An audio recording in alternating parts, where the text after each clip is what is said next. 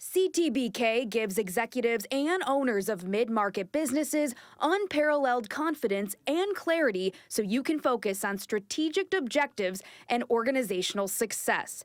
Their multidisciplinary advisors, accountants, and team members have a wealth of experience and are all available and responsive to each client to ensure the most effective advice, actions, and outcomes no matter the situation or complexity level. That experience base and one-team approach, combined with integrated and efficient way of operating, enable them to be truly proactive partners, doing the best thing for their client every time. Visit ctbk.com or call 716-630-2400 to learn how CTBK can work for you. Who's in the NFL here? You? You? How about you, Tim? You, Tim.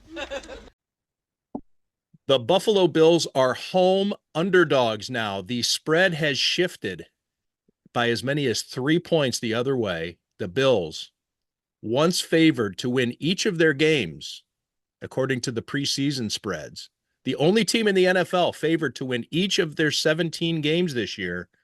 You can't say that anymore because the season hasn't begun. You can't say they were preseason favorites in every game because they're no longer favored at home to beat the Baltimore Ravens. Welcome to another Tim Graham and Friends, brought to you by CTBK, CPAs and Business Consultants. I'm Tim Graham of The Athletic, here with Jonah Bronstein of Bronstein Sports Plus.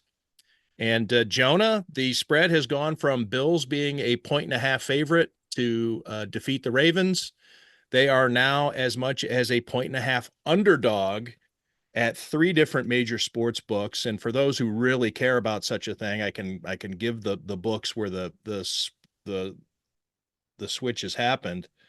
DraftKings, ESPN Bets, FanDuel. A lot of them were just 2-point swings in which the Bills opened as a 1 point and they're now down by 1 point. So anyways, your thoughts on this, on the Ravens coming into Highmark Stadium and being the team to beat? Well, first of all, how dare they? The shock, the horror. What's it been, 5 years in a regular season game since indignity has been thrust upon the Bills and their fans and their stadium in its sunset season. It's a disrespect is what it is. It is, except for the fact that the very last time these two teams played in this stadium in this same calendar year, I think the Ravens were also favored in that game, and the Bills did win that game in the wild card playoff round. But, the Baltimore Ravens are considered by many maybe the most talented team in the NFL, with considered by some less than 51% majority the MVP quarterback of the NFL.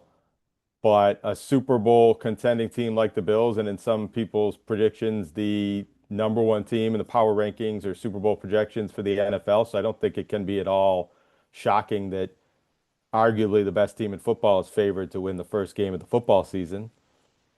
And I think there's other reasons with the matchup specific to the Ravens and the revenge factor, the Hard Knocks curse, and different reasons why you like the Ravens vibes a little more than the Bills vibes coming out of preseason training camp and into week 1 of the NFL season. I think a lot of it has to do with the injuries and the Bills, their defense in a volatile state, not knowing who is going to be the cornerback opposite of Christian Benford. Tyler Bass goes to injured reserve today. That happened just a few minutes before we hit the record button. Matt Prater will be the Bills kicker. So that makes a difference. I do want to talk about Tyler Bass and just the concept of kickers in the NFL at some point. So if we lose that, if we lose the scent of that trail, try to remind me to come back to that. How about on that point, I want to note that the Bills, I think we were talking last week, and I've heard it elsewhere, kind of praising the Bills for utilizing their practice squad to get these veteran culture affecting former players onto the team. They're going to have to call up and play more than a few of these guys. And they actually got to a point this week where they had too many veterans on the practice squad. They had to make a paper transaction releasing Jordan Poyer. And now Matt Prater is another one that's probably going to get added to the team. The Bills are becoming more and more reliant on these veteran practice squad players. Dane Jackson, I think, has a very good chance of getting called up and possibly even starting at cornerback. Uh, you know, from the practice squad, Jordan Phillips. I think there's three, maybe even four players that could be called up. Gabriel Davis is injured on the practice squad, so another Well, old friend there, but he actually, can't be. how about this? What we should know this, but there's a game day limit. They can't call up all six of these guys. So No, of course not. how many is it, two or is it three? Well, Great that. they have Th- three, Thank you, four counsel, options. for asking the question that we don't know the answer to. Well, I would say it is there are the Bills, do they have a tough decision to make? Which veteran do they not call up if they can only call up two? They're gonna have to call up the kicker.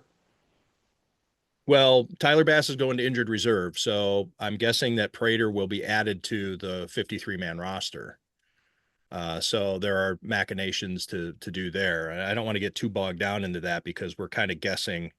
The Bills have been fortunate enough not to have to use those call ups for these circumstances. They generally call guys up as needed, but here you have, like you say, Jonah, the way that they're emphasizing the veteran leadership, bringing in kind of quasi captains, for actual former captains. Gabriel Davis and Jordan Mhm. Poyer, former captains, like they did with Micah Hyde last year. And I think in retrospect, we should have realized that Micah Hyde was never going to play. And it wasn't treated necessarily as that. It was, well, Micah Hyde needs to come in. He's late in the season. He's on the practice squad, needs to get in football shape. And really, I think when we got down to locker cleanout day, it was kind of like he was just around to kind of be a coach and help out and guide some youngsters. And if you're going to do that, that's a luxury. That's a luxury on a team that's healthy. And like you say, Jonah, if these guys are going to have to play, maybe not this week, but who knows? This is live action football we're going to see on Sunday night at Highmark Stadium against a team with a great defense, a hard hitting team, a team that prides itself on toughness. This is a rugged game. And so going into week 2 at the Meadowlands against the New York Jets, the Bills will have some bumps and bruises, in addition to the guys who are already banged up. Tre'Davious White did not practice. He's listed as doubtful. Everybody else, other than Bass and Tre'Davious White, they're without a designation for Sunday's game, which means they're all good to go and will be coaches' decisions. Keon Coleman practiced in full today with his groin injury. So, back to that point spread. You mentioned it already. So last year, the Bills go into that postseason game against the Ravens as 1-point underdogs. They win 27-25. And if not for Mark Andrews, probably lose that game. So there's probably some of that in regard to the betting public looking at it. And the reason that the Bills were home underdogs against the Ravens were because the Ravens manhandled them in Baltimore earlier in the season. So you want to guess for the last time the Bills were regular season home dogs. I was surprised when we looked it up before the show began. I didn't recall this being a wild one or like something that would, but it was Seattle in 2021. The Seahawks came to Buffalo. Or no, I'm sorry. It was Miami in week 17. So that was a rest your starters game. The Bills were 3.5-point underdogs for that one.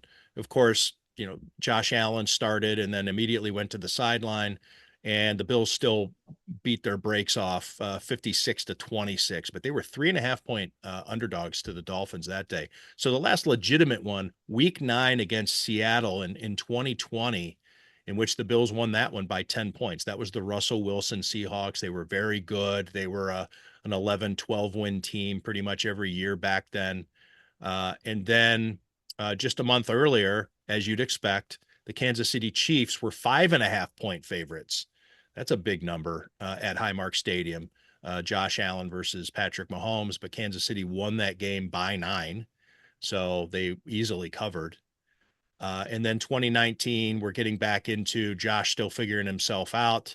The Bills were home underdogs 3 times in 2019, lost them all, and did not cover. Oh, no, wait, they covered. They were 7-point underdogs to the Patriots in 2019 and lost by only 6. And then the other 2 games, they failed to cover against the Ravens, against the Jets. So anyway, that's just a lot of numbers and dates and things I'm throwing at you. It's kind of tough to follow on a podcast, I know, but anyways, just wanted to just set that table regarding the Bills being underdogs. You think it's deserved, Jonah? I mean, we talked about the reasons why. What's your, if you were betting on this game, what would be your comfort level on either taking a point and a half, or had you been eager when the games were posted back when the schedule was released all those months ago, and the online books try to get aggressive and give you something to talk about and something to bet on for a future? If you would have taken the Bills to beat the Ravens by a point and a half, what are you thinking? Well, to your earlier question of whether it's deserved, I think with all of the factors we've listed, um, and it's only a 1 point, 1.5 point spread, I think, yeah, I do think it's deserved. I think the Ravens have a lot of leans against them. You know, you lean their way in a lot of the categories, even though this is a pretty even matchup between perhaps the two best teams in the AFC, maybe an AFC Championship preview, and two Super Bowl contending teams, and another MVP showdown. You know, this time the performance in this game, well, they played each other last year, but this time as opposed to the playoffs, this really can help decide the MVP voting, because it is a regular season matchup, and a lot of people will be watching on Sunday night, and whoever performs better in this game probably will be the early favorite for MVP after week one. If we want to have that conversation. Yeah, But well, it's similar to, I think, college football rankings. You know, when you have these yeah, preseason rankings, they come out and you just have to hold your spot. And if you can jockey up to the front, and I think that's why Josh Allen didn't win it 2 years ago. And you could debate who had the better stats in 2023. And there were a lot of Bills fans that were upset. Well, Lamar Jackson didn't deserve it, and Josh Allen had him in this category, in this category, in this category.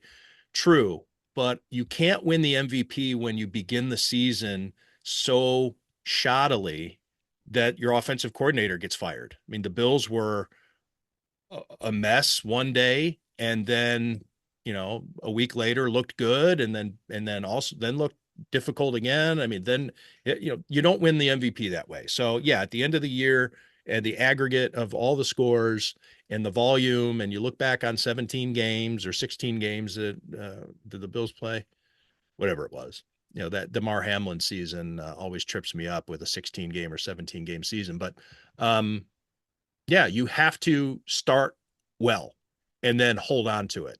And that's what Josh Allen did last year. He started well. And although Lamar Jackson wins the AP first team quarterback vote, Josh Allen, with a little more perspective or context, I guess, you take a look at the fact that he did what he did with slightly inferior numbers across the board to Lamar Jackson, with the exception of a couple categories. But um, Lamar Jackson had the better numbers, but had a better supporting cast. And that's the column that I wrote earlier this week regarding Josh Allen. Is, yes, he was the MVP. He is the best player in the NFL because he did it a lot by on his own.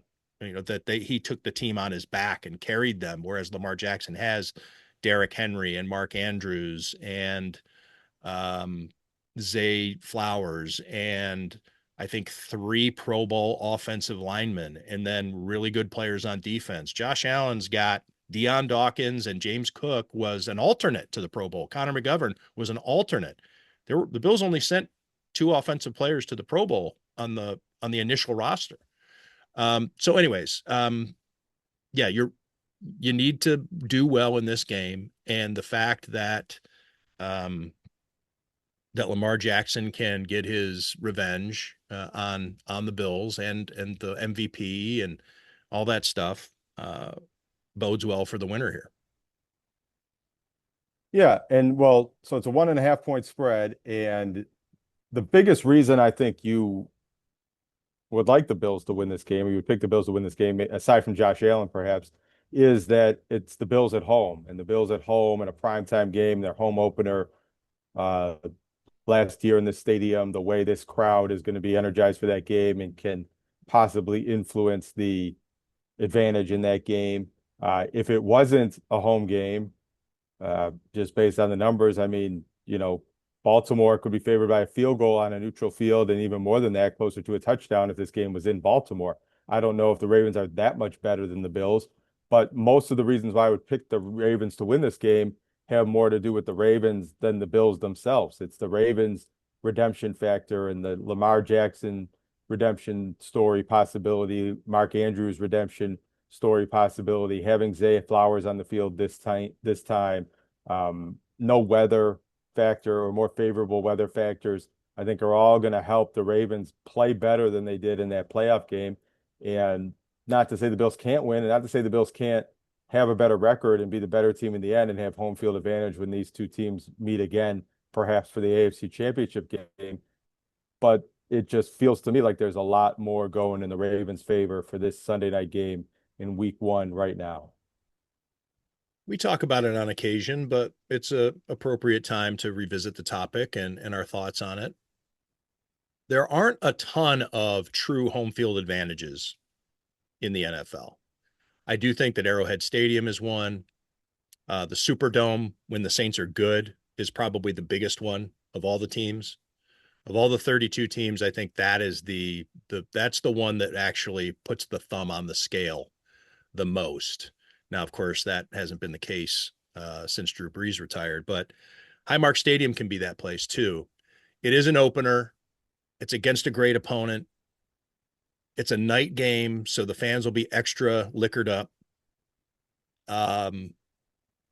Bills Mafia will be out in full force.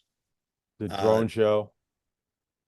I'm sorry? There's going to be a drone show at halftime. Oh, okay. I didn't know about that. Andre Reed leading the charge, doing Where Else Would You Rather Be Than Right Here, Right Now. It's one of the great hype moments in the NFL of any team. I love it. I'm not even a Bills, fan in that regard, but it's one of the coolest, excuse me. It's one of the coolest warm-ups, not only warm-ups, but just a tradition that is organic and it's not Mr. Brightside. It's not not forced. It's not orchestrated. Well, it is orchestrated because they bring it out and there's a production value to it, but it came about organically and sings to the fan's true soul, not the soul of the fan who says, we love this song because Dalton Kincaid loves it. So will we hear Mr. Brightside? We didn't get to find this out last year. If they are going to play that song in the fourth quarter of a game the Bills are losing, or how that's going to play out if the Bills aren't winning or don't have the game in hand. Do they use it at like the Steelers do Renegade?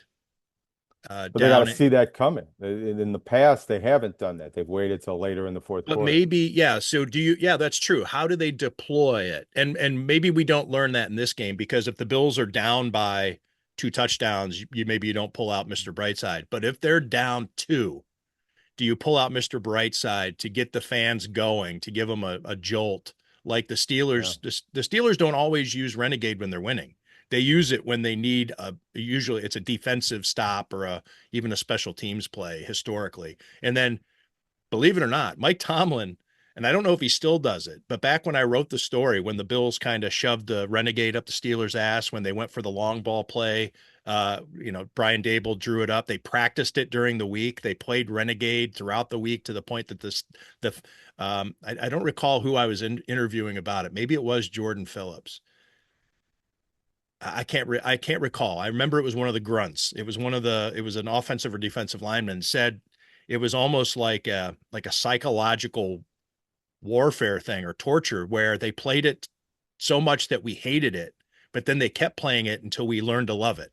And then it became their little hype song. Matt Barkley's Twirl in the Jacket became a thing. I mean, it was a whole, like Joe Strummer on the Clash album cover. It became a thing. So anyway, I wrote a story about it. I recognized that was something that the Bills purposely did during that game. And at that time, Mike Tomlin used to call through his headset, play Renegade. He would actually he would call the shot in the stadium when to use it. And sometimes he would say, do it again. And there would be rare occasions when they would do Renegade twice in the same game. And so I thought that was kind of it. First off, it's super. Part of me says, well, that's weird.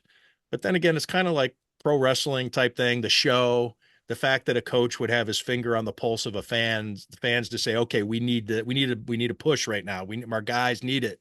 Let's play Renegade again.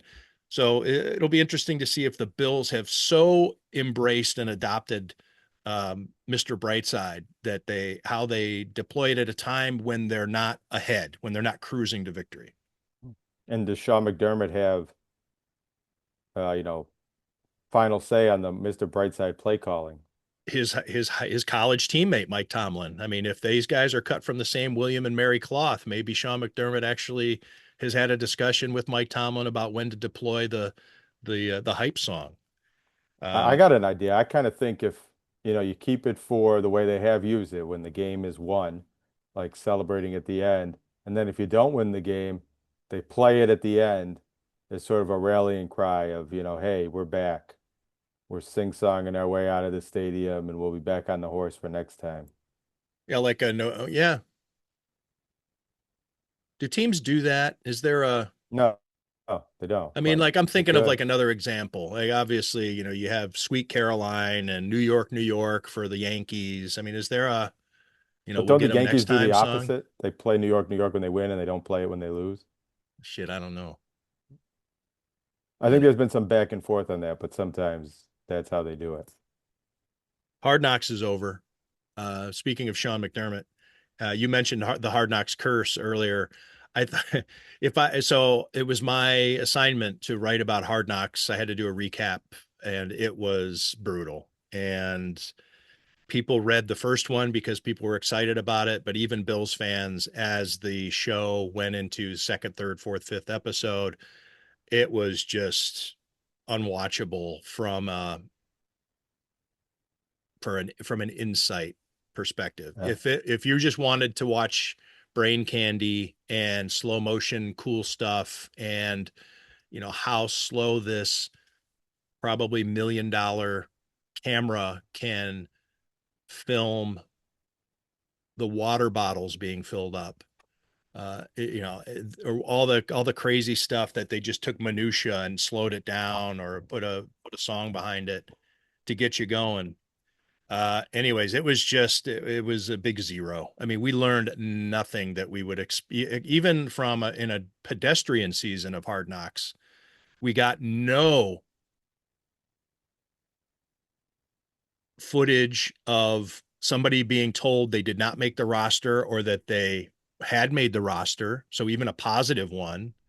Um, and I don't know, there was, I saw online and I don't recall exactly, you see there's so much content out there. Sometimes I forget where exactly I saw it, but somebody made the point of what was Hard Knocks or NFL Films protesting the fact that the Bills had throttled their access so much. The last episode was, I said, I thought it was 40 minutes. I guess it was 37 minutes. They're usually an hour long. And it was just like, we're done with this. It's time to get out of here. Like we have nothing to work with. We've shot all our bullets. And on the most poignant day of training camp or of the preseason, when guys learn whether or not they made the roster, the heartbreak, the elation, the Bills offered none of that. You were allowed to watch the guy swipe in at the front door and walk through a room, and then that was it. Yeah, well, I think that we might never know, or hopefully maybe we will have it leak out through NFL Films, social circles or something. If there was good stuff that the Bills edited out or prevented the crew from using to make the show spicier and more entertaining and better and even just more insightful, more just behind the scenes look at things that It's maybe probably a aren't combination, Jonah, controversial. because like just real quick, I mean, they didn't even allow cameras into those meetings. So we didn't, it seems like the Bills boxed them out. And then probably in addition, there was stuff that NFL Films did get that the Bills said, no, can't use it.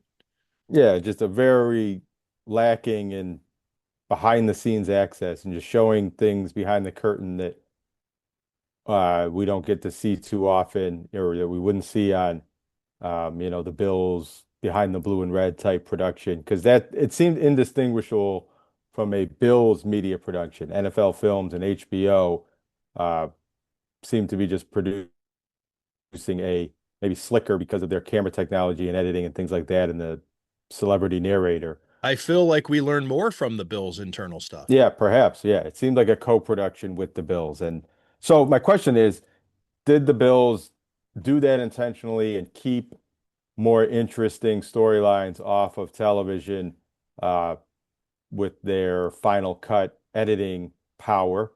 Or was there something kind of truthful and documentarian about this series in that it's long been, bad teams or struggling teams or teams with uh, turmoil already built into them, and Hard Knocks gets the access to document that and show it, and that's what makes the show interesting.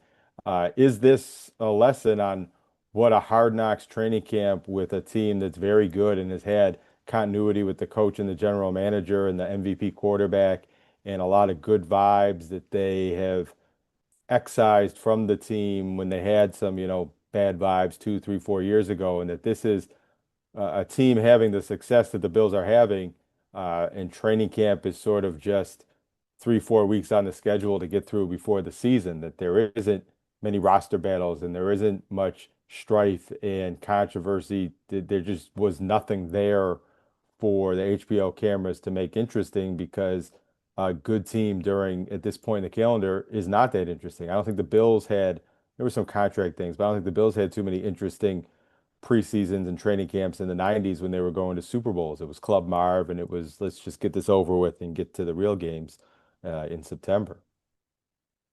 I understand that sentiment. I think it affects it minimally because there were a lot of storylines. I had the bullet points in my column that I wrote for The Athletic in my wrap up recap of Hard Knocks. Here's some things that we could have seen and didn't. Position battles. There weren't many jobs to win at training camp, but the show didn't even explore those. Like you could have pinpointed a couple.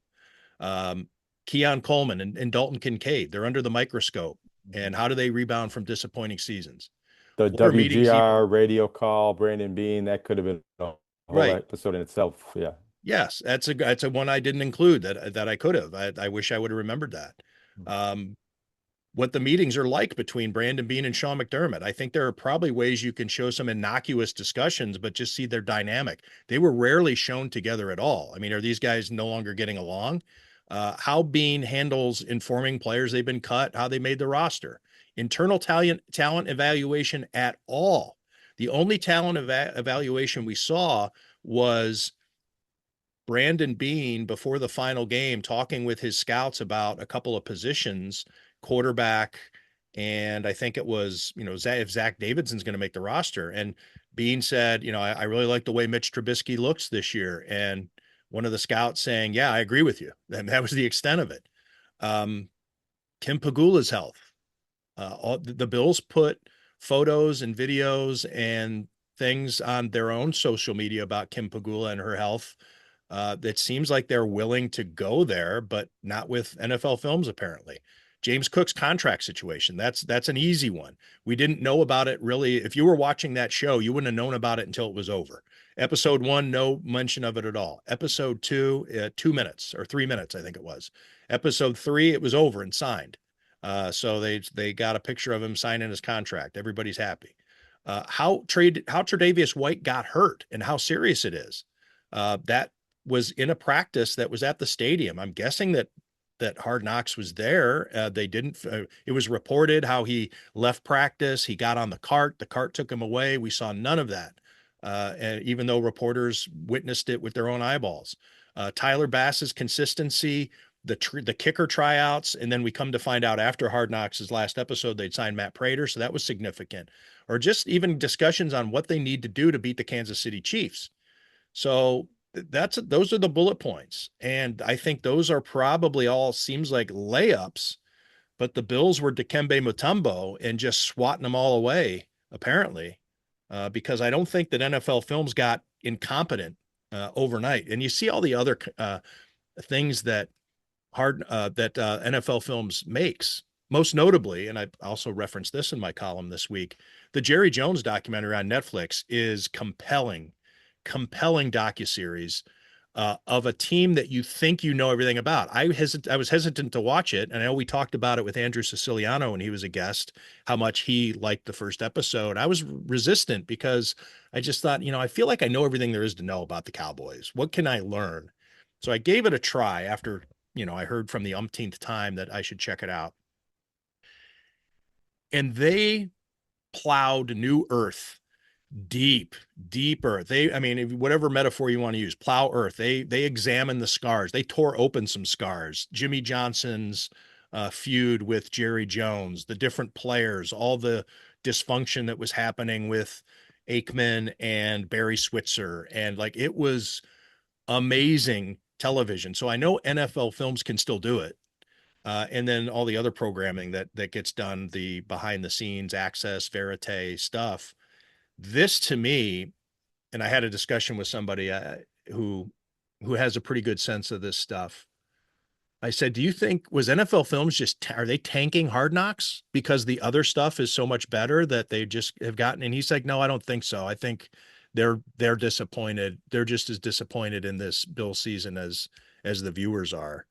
But I'll guarantee you, nobody's going to come circling back to the Buffalo Bills for access when it comes to NFL Films. They're not going to be on the Hard Knocks list for, I guess the soonest they could be back from a practicality standpoint is probably in 31 years or 32 years, because nobody at NFL Films or the NFL media office is going to say, yeah, we got to get back and see what's going on with the Bills and Sean McDermott and those guys and Brandon Beane. And some of Yeah, the things well, that they did show, I thought were kind of maybe even missteps. The billionaires party, I guess they're showing, hey, we're at Terry Pagula's house or wherever that took place. But I think that kind of looked bad.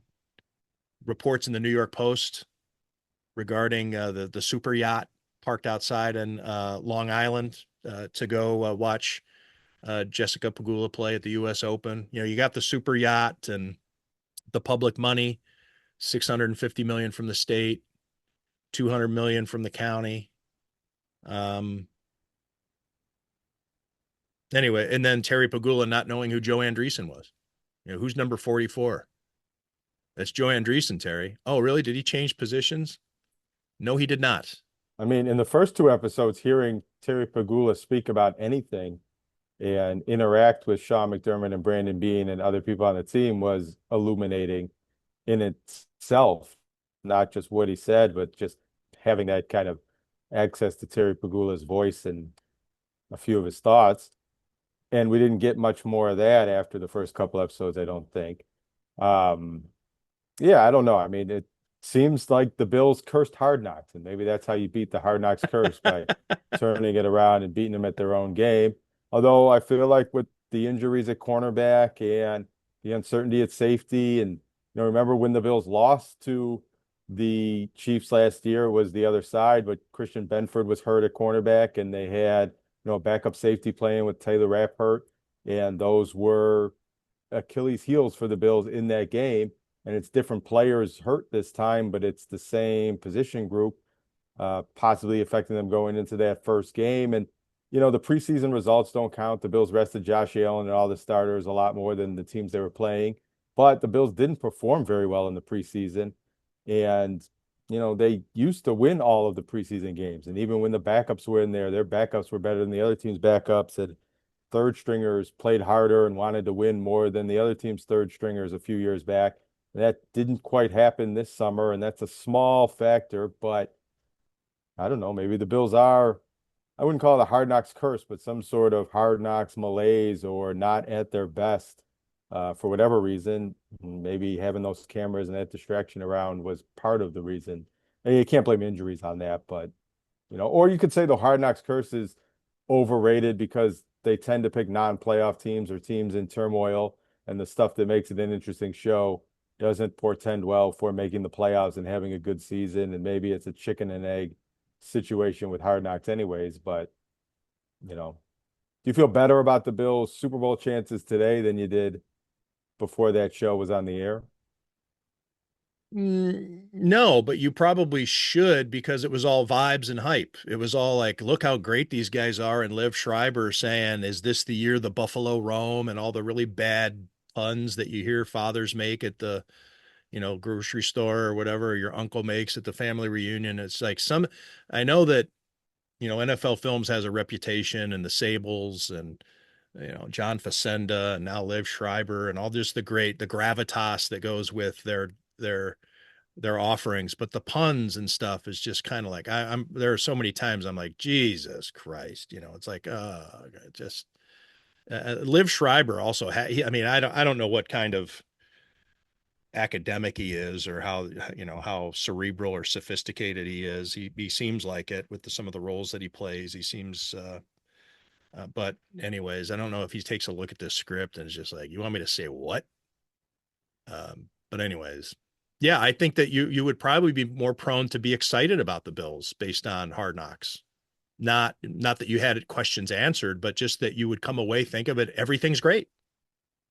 It's fun to watch these guys. These guys, that was I would check social media sometimes after an episode, and the fans who really lap this stuff up. There was It's just awesome to see how much fun these guys have. These guys just have fun. They're good kids having fun. And then you'd also get the people who are talking about how somebody must be chopping onions around here because such and such just made me cry. Or how funny is this? I mean, Tre'Davious White and his Sunday. I mean, that Tre'Davious White's Trey Day Sunday is everything. Oh, really? Is it everything? I mean, it's just like, come on. Like, I think that's really the only person who got anything out of Hard Knocks is probably the person who, would have gotten anything out of, staring at a Bills logo, like you're staring into the sun. I think he was the star of the show and had three of the best scenes, but he's also doubtful to play in the opener and uncertain if he'll ever be healthy and contributing to this Bills defense. And so if you think there's any kind of curse for being on the show, then I think the breakout character star of the show being, maybe the most injured guy in the team right now, or behind the rookie that they drafted that got hurt in the first episode. Some of these things are lining up. Well, if that's the case, then Joe Andreessen would be hurt or got cut. Jimmy Charlo saved some episodes, I think. If not, and Jimmy Charlo was an afterthought. He was not initially in there. Hard Knocks had to just be sporting wood over the fact that Jimmy Charlo was around and willing to participate as a character, as somebody that they could embrace as a try hard underdog, great story. And he came in so late that they really didn't have time to do as much with him as they probably would have liked. But then again, if he'd have been around the whole time, maybe the Bills are like, no, Jimmy's not doing that. What's your pick for the game? Do you have to make a pick anywhere, Jonah? I have to make a pick for Bills Kickoff Live, the pregame show on Sunday. I don't have to make any official pick, and I don't even like doing that. I was asked I hate making picks. Buffalo Brief show on WIBB Plus.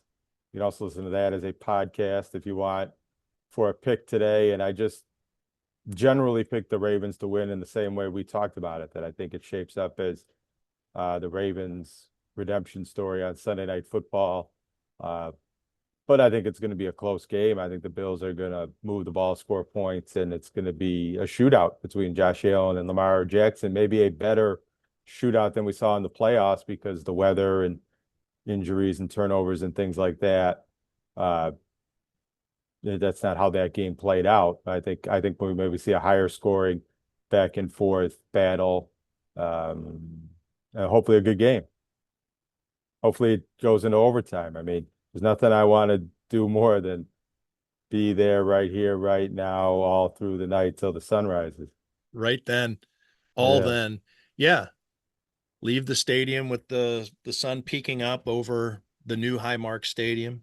That's my goal. I want to get there so early and stay there so late that it's a 24-hour at the stadium situation. How early are you going to get there?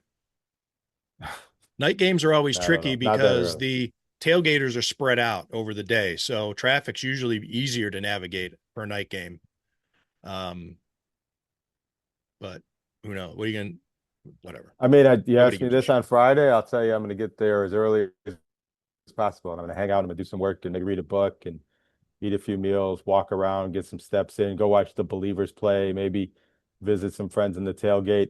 I'm going to do none of that and probably leave half an hour later than I should, sit in traffic, and get there at 5 o'clock with plenty of time to spare, but you know how that goes.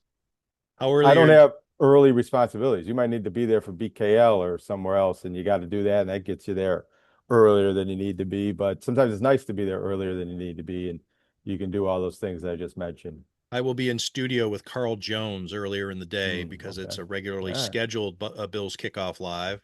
Well, how about this? Um, You know how close I live to the station. You know how much I love going into that station too. Maybe I'll come watch that, and then we can get some brunch afterwards, I'd and like that. then make a leisurely way out to the stadium and enjoy ourselves. I do want to walk around, get a look around. Know, I like getting that up close look at the new stadium and just kind of seeing with your own eyes. I haven't been fortunate enough to have like the inside tour or anything, but from the outside, it's still a sight to behold. And every week you're there, it looks a little bit different. So it is kind of neat, especially when the weather's nice and we have a long pregame to maybe go there and just stare at it a little bit and take that mental picture. How early will you get to Amherst for the University at Buffalo's season opener against St. Francis of Pennsylvania? I'll get there a little bit early, walk around the tailgate that will be have a lot of walking room, I'll put it that way. And then I'll go into the stadium and be ready for the game and feel like I got there too early, but better than being late. I've gotten to UB games early. I get the most games at the right time, but I've gotten to the games too early, and you feel like, is there a game today? Where is everybody? And I've gotten to UB games just a touch too late, and I hit the traffic, and you're really scrambling in, and I'm walking in during the anthem because I mistimed the traffic crunch in the 5 minutes. The students all walking over, and you got to let them pass. And I've been stuck behind the students in the gate line. You tweeted a picture of the new scoreboard, Jonah, Oh yeah. and I thought it looked small. It's Did not the picture small. not It's do it not justice, gigantic. maybe? It's Maybe not. No. So here's the thing. It's not like the Dallas Cowboy Stadium or maybe even the Sabres KeyBank Arena new screen where it's the newest, biggest scoreboard you ever seen. But what they did was they took the existing scoreboard and it's all video screen now. It's like our phones. It's edge to edge. And it's as big as it can possibly be without tearing it down and build a new one. And it's not small. It's big enough and it's a huge improvement and it's going to be nice for what UB is. Now, it's behind that track. It's a little bit of distance from the field and it's not the biggest. So when you're in the stadium, you won't be mesmerized with how big the scoreboard is. But it's much clearer and you're going to see a lot more and see a lot better stuff than they had before. And there's new software, new technology going into what they can actually put on the screen. So it's a nice upgrade. It's a very nice upgrade. okay.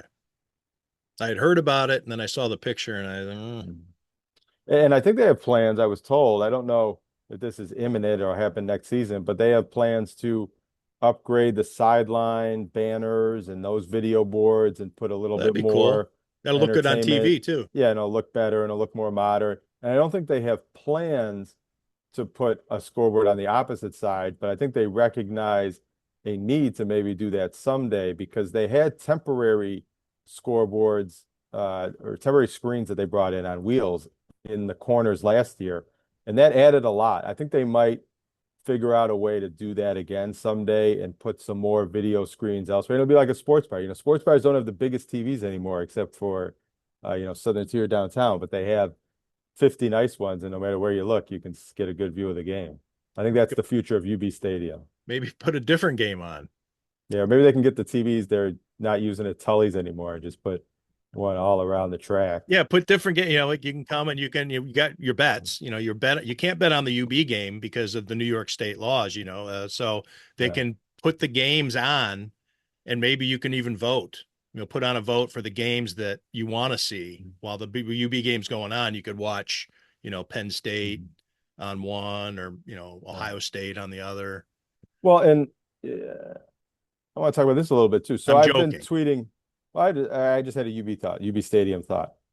I've been tweeting updates on the scoreboard, and I've written a story I might write again on the scoreboard and the field upgrades. And pretty much everybody's knee-jerk reaction, not everybody, but a lot of people's knee-jerk reaction is to complain about the track when you bring up anything with the stadium. It's not a nice stadium. It's not worth going to. Now, I learned this week it is the only Division I FBS football stadium in the country that still has a track around the football field. Really? And yes, That and Mark surprises me. Allnut, yeah, it surprises me too, but I guess other ones have been removed or changed and do that. And Mark Allnut, the athletic director, recognizes as he says, we don't want to be the only one. We recognize that we need to do something with the track and do something with this venue and do something with this stadium to make it a better fan experience. You reported this in a story you did about the Bill Stadium, but they have renderings and blueprints and diagrams and plans to do. There's different plans and there's different ideas, but they have a plan in place of how they would remodel the stadium or refit the stadium without a track to bring some fans closer to the field and make it better in some ways. But there's no plans to do it yet because of the money in place. They still need to figure out how that would be funded, the state money, the private fundraising, or how that would go into effect. And I can't say it's at all imminent, not happening next season or anytime soon, but that's next on the agenda. And I do think the way things have gone, whether it's the field house or this scoreboard here, that eventually the money will be found and it will be done, but it's probably a few years away. Probably winning seasons might help in that regard. And, It also can't hurt that the governor will be in attendance on Saturday to watch her nephew play for St. Francis, Jack Courtney, if you care, the defensive tackle. But if she goes to this game and can acknowledge how lousy the sight lines are, and maybe that spurs some interest. But if you're a reader of The Athletic, you will have seen that Kathy Hochul is coming back to Western New York for the UB opener and then the Bills opener. Yeah. And but yeah, maybe her presence there and looking around, and she goes to football games. She's been to a lot of Bills games. She goes to Jets and Giants games in her role as high-level politician. And I'm sure she will not be blown away by the fan experience at UB Stadium. And this, there's about a dozen Western New York players on this St. Francis roster. I don't know how many of them are on the travel squad and the two deep. I didn't get to see the two deep this week and will actually play in the game, but there's plenty on the roster.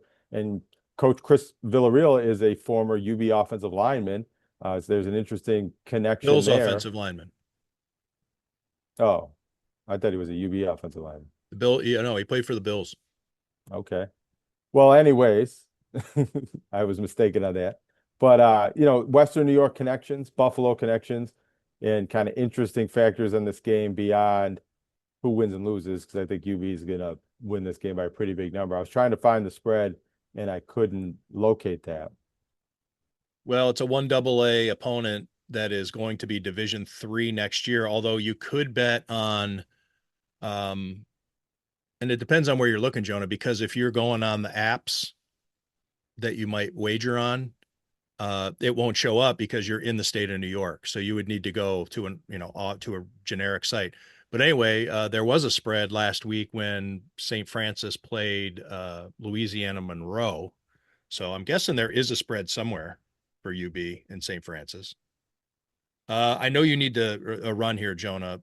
Your thoughts on Jessica Pegula and her valiant effort. I mean, she really hung in there against one of those. She was overpowered by Sabalenka, but her consistency and the fact that she makes you beat her, she does not give away points. And she had Sabalenka frustrated.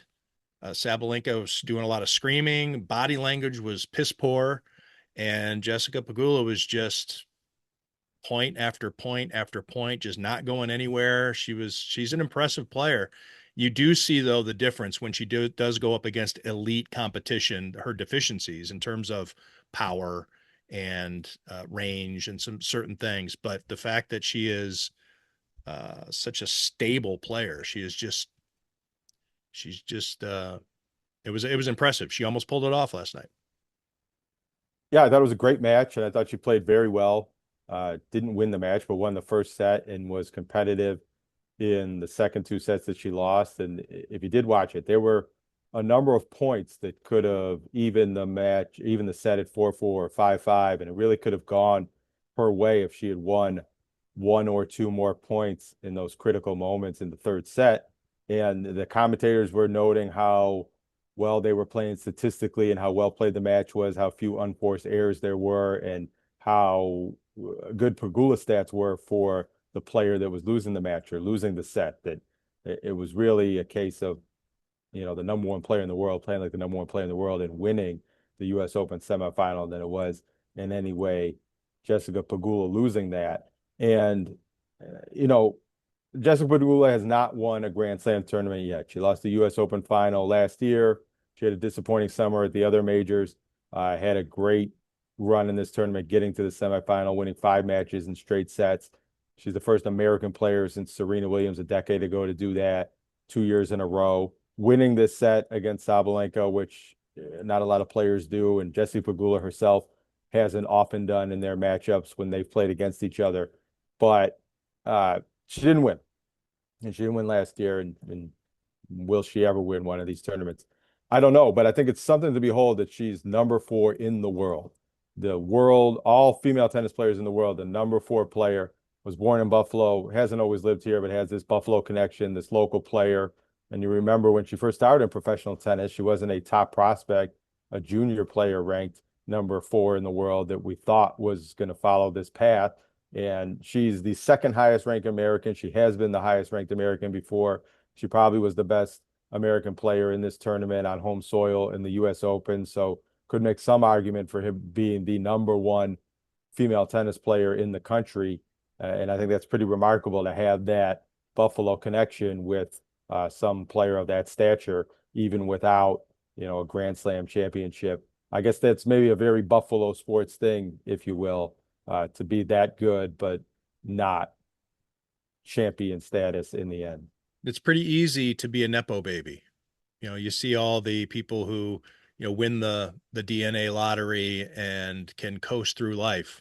And she went and did something on her own. And yes, the money helps because you can go to the different academies, and it's a sport where you might need to travel around the country to be in the top tournaments and to hire the right trainer and nutritionist and live the right way. And, there's obviously money helps. Same with a lot of sports, golf, baseball, hockey.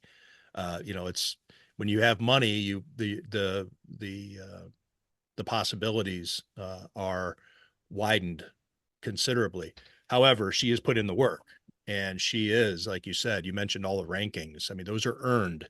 Those aren't just, you don't buy your way. It's not like auto racing where you can buy your way into the sport because you can afford the technology and you just put a car in the field. You can't do that in tennis or golf or any sport worthwhile anyway. That is based on that's not based on motors and technology. Jonah, anything to wrap up here?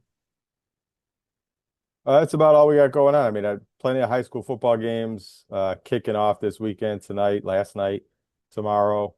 I'm going to check that a bit out, but it's too late storyline-wise, probably to suggest any viewing habits tonight for high school football. But if you had to recommend a game, either I think Saturday or next Friday, where would people want to check out? well, tomorrow, if you want to see a good game, good teams, Canisius has a home game against Scranton Prep from Pennsylvania.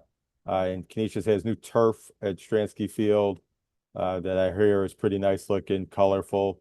And so you could go check that out and see maybe the best team, number 1 ranked team at the end of last season, and one of the very best teams of Western New York against a really good Pennsylvania opponent, and see some high quality football tomorrow, 2:00. So I won't be going there myself because I'll be going to UB, and I think a lot of people, it would be difficult maybe to do that double header. But if you don't want to go to UB and you want to go see probably a more competitive game, there's Canisius against Scranton Prep. Canisius versus St. Francis might be pretty good. Yeah. St. And Francis tonight, IPA, I'll not say St. this Francis tonight. in Ethel Springs. Yeah, there's good games all over the place. And I would say to anybody, if you happen to listen to this and you have some time, or, just for this exercise, I'd skip on out to the closest game you could find. I mean, there's 2 Williamsville teams playing against each other. There's Hamburg and Frontier playing against each other. There's Lancaster and McKinley, a good game. You can probably find a Friday night lights experience within walking distance or a short drive from where you live and catch a good game more likely than not in your own backyard somewhere tonight or tomorrow afternoon. A few of them are on Saturdays. Well, thanks for this, Jonah. Thanks to everybody out Yeah. there for watching/listening to Tim Graham and Friends, brought to you by CTBK, CPAs and Business Consultants. Please hit the subscribe button, comment, rate, thumb up, like, whatever the hell they allow you to do there. It really helps us push this out to as many audience members as possible. And we are grateful for your patronage. And we will see you next week when we talk about whether or not the Bills were able to use their disrespect as fuel to defeat the Baltimore Ravens as home underdogs Sunday in Highmark Stadium. The financial needs of a business go beyond tax and attest services. That's why CTBK goes beyond accounting services and offers outsourced solutions through their affiliation with CFO Solutions Plus. These additional services allow clients to focus on their operational and long-term strategic goals. Trust CTBK's outsourced solutions to provide cost-effective, value-added financial services tailored to your company's needs. Call CTBK at 716-630-2400. Again, 716-630-2400. Or go to ctbk.com to learn more about CTBK's outsourced solutions.